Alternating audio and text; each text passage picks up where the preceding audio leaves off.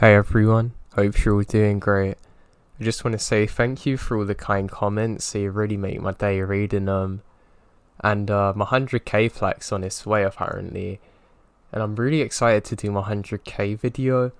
I was hoping that eventually the lockdown would be lifted so you could get haircuts, but it looks like it's gonna go on forever. So I'm gonna have to look like Leonardo DiCaprio on the Titanic with my hair really long, but it looks kind of sick anyway. But just want to say I hope you're all doing great. I love you and take care. Make sure you check out my Instagram at Joe the Insomniak and the podcast in the description below.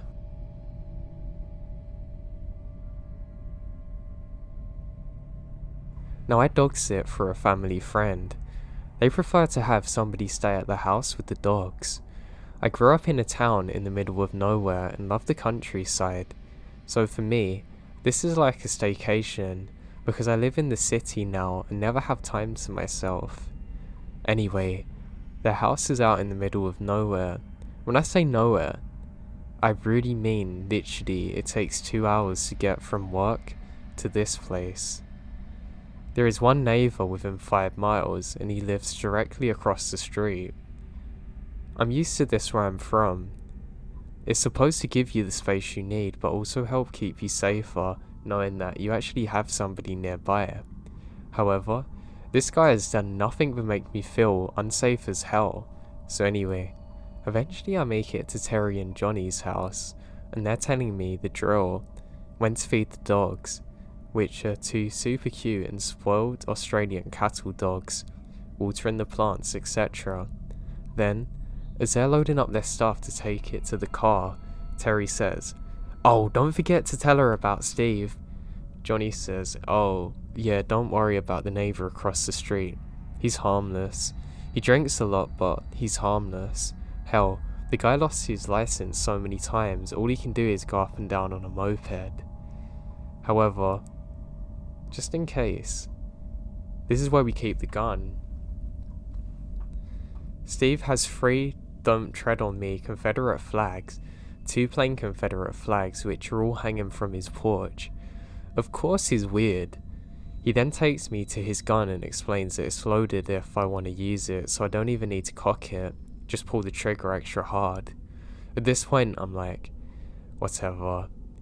You keep a gun in your house when it takes at least 45 minutes for the police to show up, so I get it. Still, I've got no worries. I'm used to drunken weirdos. I know how to handle them. I love this life in the middle of nowhere, and I've got 2 protective dogs that will attack on command, so I feel pretty safe. Terry and Johnny leave around 3 PM. I took the dogs for a walk and play some frisbee and begin to unload my stuff while they're still worn out from running. As I come back out for my second load of stuff, I hear the neighbour, Steve, slam his door, seemingly having a phone conversation. I hear him go, "Where the hell did you go?" The dogs are hearing him now and growling. I tell them to stay calm. I then hear him say, "I don't care about my kids, screw you."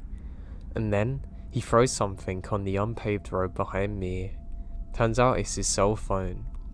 As I'm grabbing my stuff, the dogs start going crazy and run a few feet behind me, barking viciously.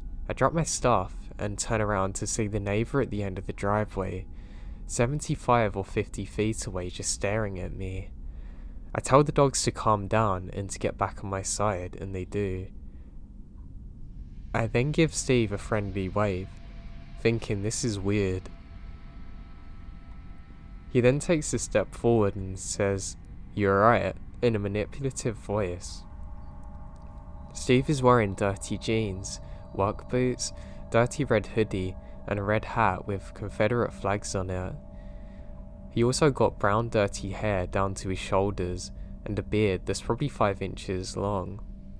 "Yeah, I'm okay," and I say my name. I'm just here sitting Johnny and Terry's dogs for the week.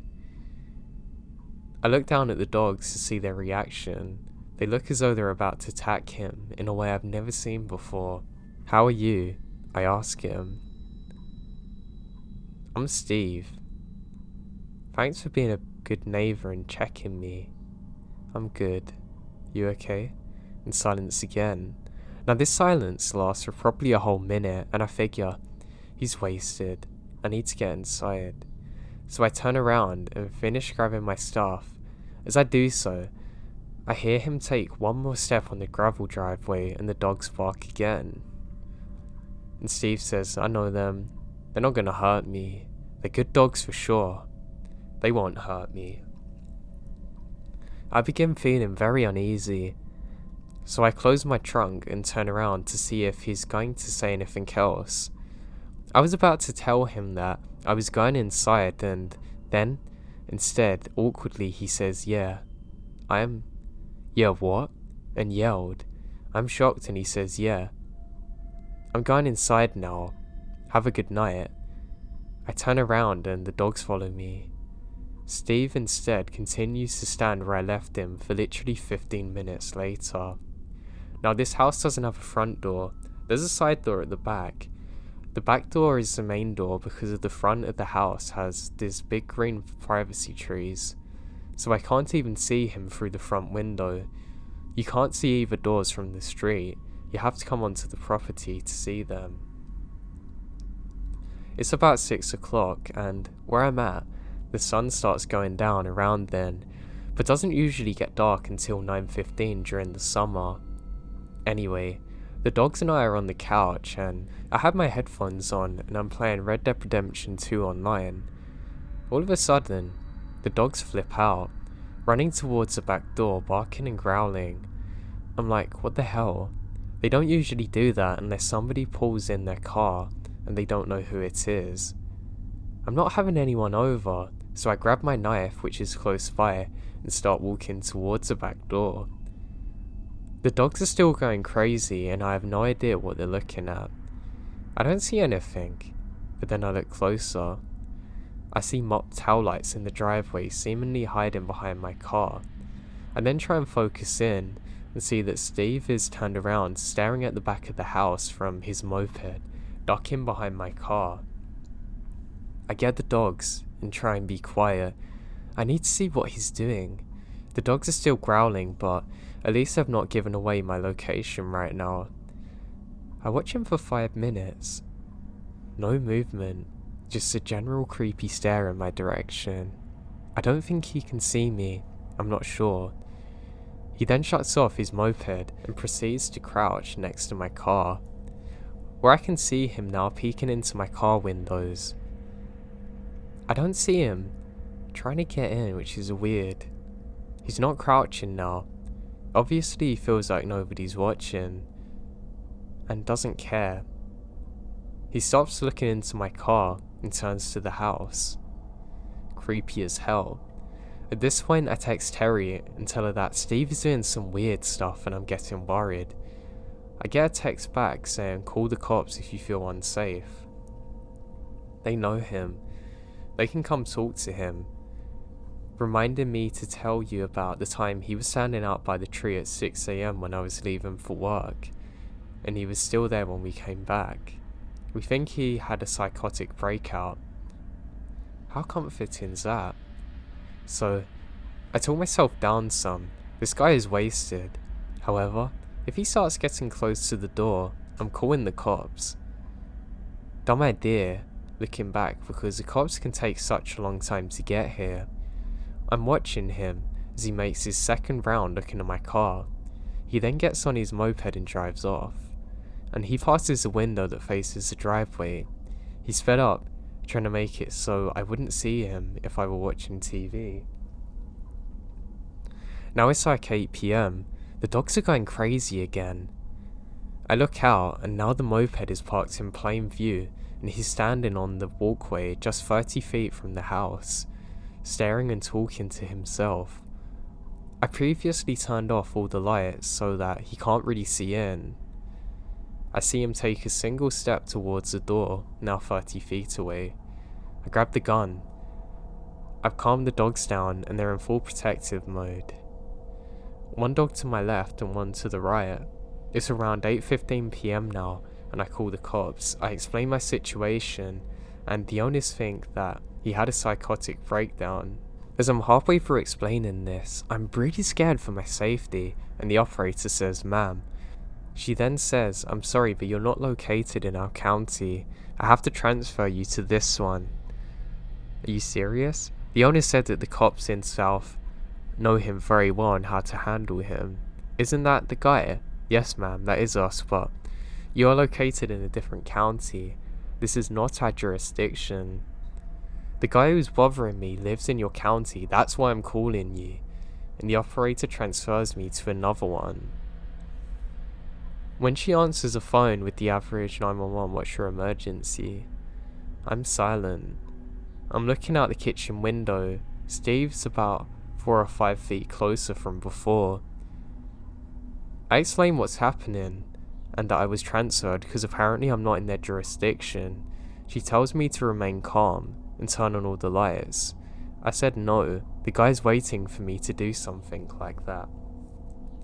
The doors are locked. I do have a firearm. If he enters, I will shoot. She then tells me that it's safest with the lights on. I turn on the lights. He notices. He then turns around to get on his moped and goes back home. I tell her what's happened. She said, "Do I want an officer?" I say, "Hell yeah." Apparently the cops in South in this state know him, but she transferred me to you. This is the third time he's come onto this property, and he's getting closer to the door and I'm not safe. Calm down, ma'am. We will still send somebody, however, based on where you're located, it's gonna take a while. I say that's fine. I say if she'll stay on the line. She says that it's not really possible because she has to take other calls, but to call back if anything else happens without hesitation. Now it's about 9 PM, and the sun is getting ready to set completely. Again, the dogs are going crazy. Now I'm getting real annoyed and walking around the house with a loaded gun, so if Steve sees me, he knows I have a gun. I look out the window and see his moped, but I don't see him. Where the hell is he? From the window in the kitchen, I can't see the back door. I go upstairs. One of the dogs follows and peek through the window in the bathroom. Steve is on the back porch, lighting matches, throwing them down onto the wooden porch. He doesn't seem harmless anymore. He's talking to himself and twisting his head back and forth like he's getting warmed up for a fight or having a conversation with multiple people. I start filming from upstairs. So now, I try and hide my phone, just in case he goes up for it. The sun is down and it's getting dark. He steps onto the door and starts knocking. He starts pounding on the door. I'm pretty good at staying calm in any situation, but my heart's beating. He then stops pounding the door, quickly turns away and runs to his moped and takes off even faster than I thought he could go. Not even a minute later, I see a cop pulling into the driveway. I mentioned to the dispatcher operator that I have 2 dogs that will bark at the officer but will not attack. They are trained to be like this. I say I'm going to leave the firearm inside when I go to meet the officer. I meet the officer and the dogs don't growl, simply gave a bark, letting me know that someone's there. I went outside to meet him and told him that the guy just took off on a moped, and he says, "Oh yeah, I think I passed him." I explained that he is absolutely drunk or crazy and in his own world, and that normal people don't act this way.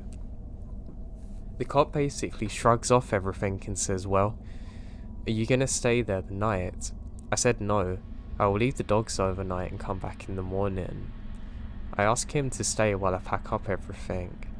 I go inside, give the dogs lots of love and treats, and create what they need for the night. I take off and return the next day with my dad.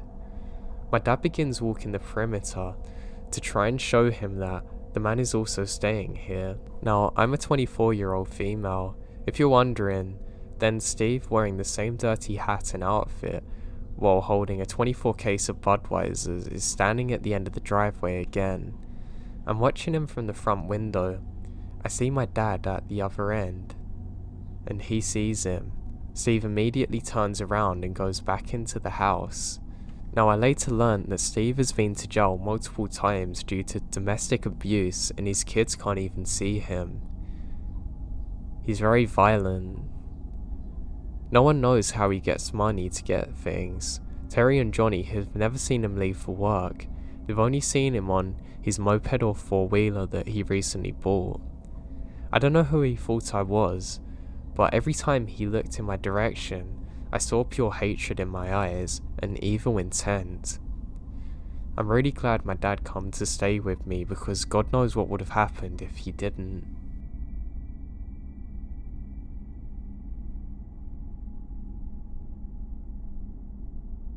I've been staffed at a summer camp for 5 years now.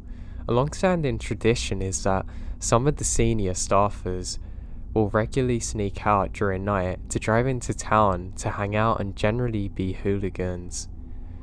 Me and 4 other guys pushed a car around the bend from the parking lot to avoid waking up the adults, then hopped inside and headed towards the town. After a couple of hours of jokes, by a job blast from Taco Bell, and teaching one of our goons how to drive in an empty parking lot, we're driving down country roads, joking around listening to music. That is, until we turn down a random road and something immediately feels off. It's about 3:30 AM and we start down a hill, and suddenly the road goes from asphalt to gravel to dirt. We noticed an old rusted out boat trailer on its side, a bunch of old tools, rotting piles of wood, and a general mess. When we reach the bottom of the hill, there's a big shed with a garage door that's wide open, and another shed seemingly made out of plywood with a door creaked open. There's a light just shining through, flickering from a fuse box right outside. The mood in the car changed in an instant. For a moment, we're all sat in silence, watching the flickering light. No one said anything, but we could all tell that something doesn't feel right. Eventually, to ease the tension that we're all feeling, we start to make a joke, jeering at one of our friends to go and turn the light off or open the door. However, suddenly, the door opens. The mood immediately changes. Nobody said anything. For the next few moments, they're a blur, but I can assure you that it was the fastest and early 2000s Toyota Camry has ever went off a road. All 5 of us are completely silent for the drive back. Something about the aura of that place felt off. To this day, I imagine sitting in the front seat of the car, and I start getting an uneasy feeling in my stomach. Who was behind that door? Why were they there at almost 4 in the morning? Why couldn't I see anybody else around, and why did it feel so off?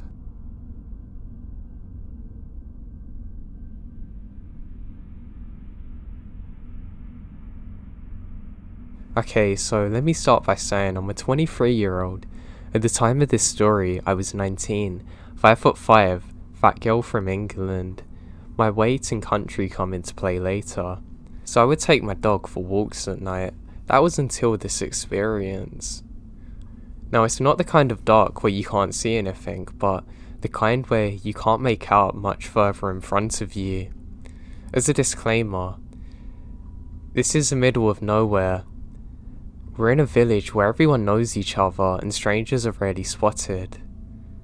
Now, a fair few of my neighbours walk late at night, and I meet most of them, and there's usually this 6'3", heavily tattooed 46-year-old man with 2 friendly big dogs. One Mastiff and another German Shepherd. We were great friends and still are. Now, on this particular night, I bumped into him, just ending his walk, which happened to be a couple of times, and it's no big worry. I'm around half an hour into my 45-minute walk in the woods, earphones in with music playing and just checking my phone to see what song's on next. I notice my dog is looking up as if he can see something. I assume it's another neighbour, fox or deer. I looked up calmly and I see a strange man standing about 20 foot away from me, holding a rifle. Not a dog. It wasn't hunting season, and this is England, so you can't really get guns unless you're a farmer, let alone a rifle. He looks angry and stares at me. At this point, I remembered my head torch, and he turns to look at me.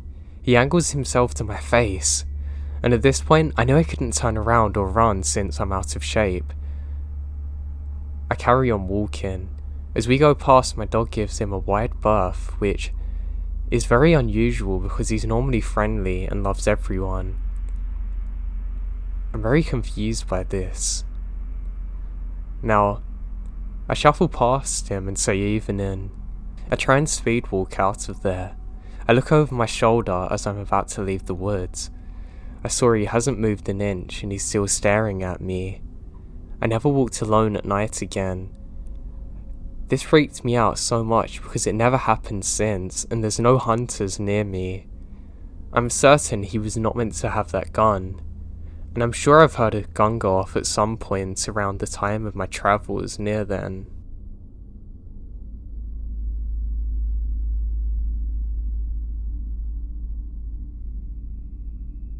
Back in the early 90s, I was a kid, around 13 at the time of the incident. I used to stay at my grandparents' house a lot, out in a very rural area in S.E., Arkansas. When I say very rural, I mean it was a series of networked dirt roads to get to their house. The closest neighbours besides my aunt and uncle, who lived about a quarter of a mile off a dirt road, was a mile away. This was very backwards and isolated from the rest of civilization. The closest town was a 10-mile trip away. It's in the middle of farmland and mostly woods. They had lived up in this house since my mum was a child and had both grown up a ways down the dirt road. Anyway, there was a general store roughly 3 or 4 miles down the network of dirt roads. Now this is your typical country dirt road shop. It's run by an old lady and her husband, and its customers only consisted of people who lived out there. Now one day, my grandmother said to me if I wanted to walk to the general store and get some milk, eggs and a few other miscellaneous items. I said sure. She gave me some money and I headed on my way. Now it was fairly early in the day and I had plenty of time to get back before dark, which I always made sure to do when I was out roaming. Things can get pretty creepy out in the backwoods of Arkansas after nightfall. It's a darkness unlike most people have actually experienced before, due to no light pollution, and not really many street lamps. Now me being a 13-year-old, had poor time management skills. I stopped at the bottom of a hill next to the small wooden bridge you have to cross and messed around at the creek creating crawdads and such. By the time I left the store, I realised it was quickly approaching night. This was fall, and darkness set upon the land very early.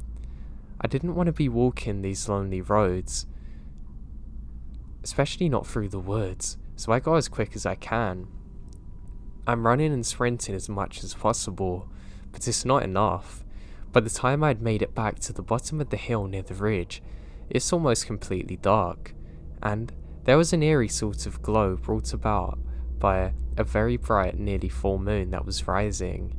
At the top of the hill was a road that's perfectly straight and flat, with the woods on the left side and a large hill on the right. About half a mile up from the top of the hill is my grandparents' house, and you can see it from there. As I top the hill, I can see the faint glow of lights at their house. I'm starting to feel a little bit better now, but I'm still not feeling very good. The field on the right was somewhat illuminated by the glow of the moon, and my eyes have only just adjusted to the darkness. As I walk up the road, I hear something from the left, behind me on the wooded side of the road. It sounded like leaves being rustled. I turned around and see nothing at first, but then, as my eyes began to focus, I see something in the ditch, a black shadowy shape slowly moving towards me. At first I think it's a dog, but then I realise it's way too large to be one. And then I realised it wasn't actually walking on 4 legs, it was kind of crawling, like a person. I stared for a moment, out of sheer confusement, trying to figure out what I was seeing, and then a jolt of fear shudders me as it dawns on me. Whatever this thing was had been trying to sneak up on me for a while. At that exact moment, this thing stood upright out of the ditch on its 2 feet like a normal person. It had the shape of a human, but long arms, legs and such. It stood roughly 7 to 8 feet in height and was completely covered in black or maybe dark brown hair. Its face is dark in colour, and I can't really recall seeing much in the way of features. It was no bear, that's for certain, or any other kind of animal that I know for that matter. I immediately dropped the bag of stuff I'd been carrying and bolted as fast as I could, trying to get towards my grandparents' house. I heard a heavy breathing and weird sound behind me, hearing footsteps on the gravel as whatever this thing is starts to chase me. Now, I didn't turn around to look because I didn't need to. I can hear it crashing into the woods, earth-shattering, and some ungodly scream coming out of that thing, a sound I've never heard before. By the time I reached my grandparents, my heart felt as though it was about to explode from my chest. It's a type of adrenaline that I've never had before.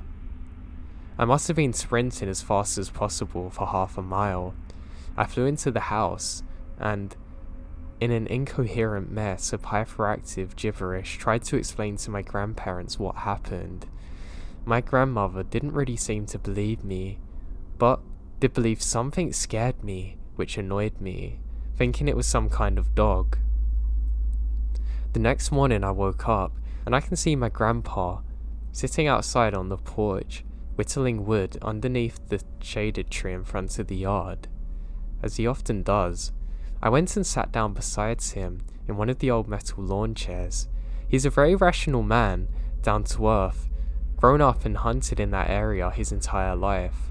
He knew every square inch of it, mapped out into his mind. He knew every type of critter and creature that lived in the woods, what noises they made, where to find them and how to catch them, etc. I'd only been hunting with him for a couple of years, but had been going out into these woods with him since I was pretty young, going on walks and such. He had passed a lot of knowledge down to me during those adventures. I spoke to him about what happened, and told him I knew what I saw. I wasn't being over exaggerative, and it wasn't due to my imagination. I wasn't making it up.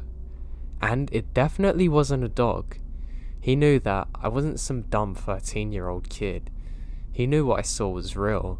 He stopped whittling, looked me right in the eyes and said, "I know what you saw. I've seen it there before too.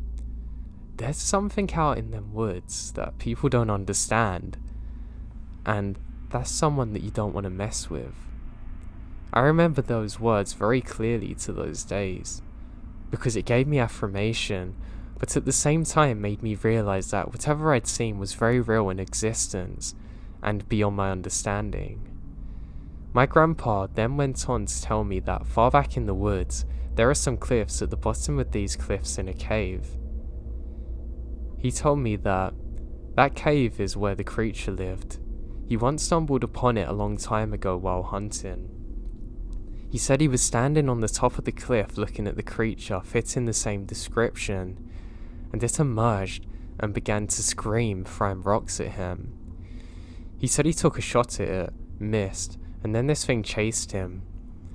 My grandpa was on top of the cliff, so in order to get back, he had to run a distance, but luckily he managed to put some good space between them. He said the whole way back home, he felt as though he was being watched, and kept hearing twigs snap behind him. He was certain that it was following him, stalking him. He made it home, and as he reached his front porch, he turns to look towards the trees, and he can see this thing peeking out behind a tree staring at him. Later that night, he said that my grandmother awoke in the early hours of morning to find large rocks being thrown at the house, as well as hearing an unholy sound screeching out of the creature. He He said he could hear it walking around on the front porch, rattling the doorknobs, banging on the windows, and it sounded like it was muttering to itself in a low, deep voice. But it didn't sound like a normal language, just a bunch of gibberish. After a while, that thing went back to throwing some more rocks and howling. So my grandpa grabbed his shotgun and fired it off, and into the darkness where this thing's running into the woods. Now, he didn't know if he'd hit it or not. He said that was the last time he ever saw or heard from it. However, over the years, farmers would report cows being mutilated, or someone's hunting dog would go unexplainably missing, or somebody would have a story about some strange creature they'd seen. He said it only scared my grandmother beyond words, and she absolutely refused to talk about it ever or even acknowledge that it happened, which explains her acting weird about it when I told her. I know it's a pretty far-fetched story, but please believe me, this is true. And till this day, I've never actually spoken of it to anyone other than my grandpa.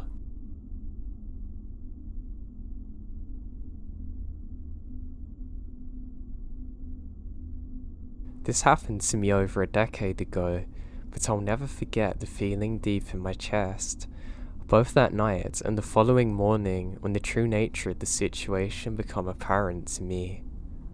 It was late December in a small Texan town. We just received 5 inches of snow in the day. I can't remember what time it was. It's dark out and I'm playing in my room. It's important to note that my room was made up of 2 rooms, a mudroom with a door leading to our front and my actual bedroom. The door was an older style wooden door with an all old wood hardware and a window on the top half. It had a window shade, but that wouldn't stop anyone from looking in if they wanted. My room was the most front faced, with my parents being to the back of the house. I was in my mudroom playing with my Hot Wheels when I felt weird. It felt like somebody's watching me. I was facing the door at this point and look up at the window. I was trying to focus on the little openings left by the window shade. I started looking for some reason and start running. After a while, I'm sure nobody's there, so I went back to playing. A few minutes later, I get the feeling again. This time, I didn't look up at the door, but instead, I looked towards the window. I was just hoping that it's all in my head. Just then, the most terrifying thing happened. There was a noise at the door. The doorknob's being touched. I was still, facing the door, completely frozen at the sound of the metallic doorknob. I don't know why or how, but it was moving, slowly turning, testing the lock. I want to move, but I'm frozen.